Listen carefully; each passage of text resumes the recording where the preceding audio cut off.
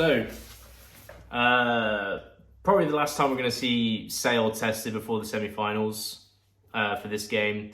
Gloucester, they look like a good side, but they look like one that hadn't been a cohesive unit the whole year, which is like what they were, right? They've been injured most of the year, which is just unfortunate because they're a quality side, you can see that. But there's just like little bits and pieces, like men being there for the offload, people knowing exactly where to be at all times on the pitch.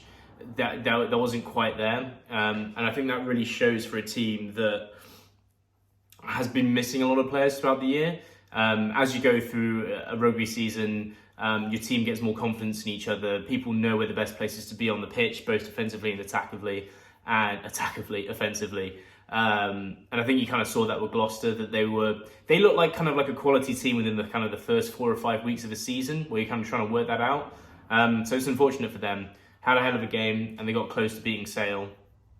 Sale, on the other hand, this is now them having secured semi-final home field advantage. Probably, in my mind, most likely playing Leicester.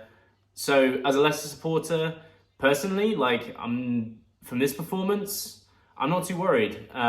They just looked off the boil. They looked like they were trying to run before they can walk, maybe is the best way of putting it. I'm not 100% sure. I guess the thing in the back of my mind, if I'm speculating, and it is speculation because you have no idea, you're not in the changing room, you don't know, but Sale are a team that never won it, right?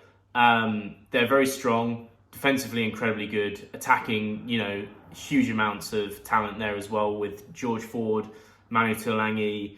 I just feel that, as a team, if you've never won it before, you always have it in the back of your head maybe that you've not won it before. And when you get to the business end of things, when you've had a really strong season, maybe that momentum starts to collapse a little bit when you have that realization and you realize like, whoa, okay, we're almost there.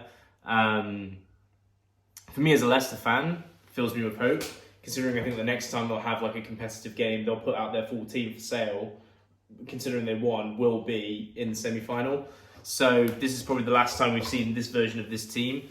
And then hopefully I think Leicester will stay in third, and then they'll be playing Sale at Sale. Like, if this is the case, Leicester's the kind of team that's going to just, going to punch you in the mouth, and they are not going to be afraid.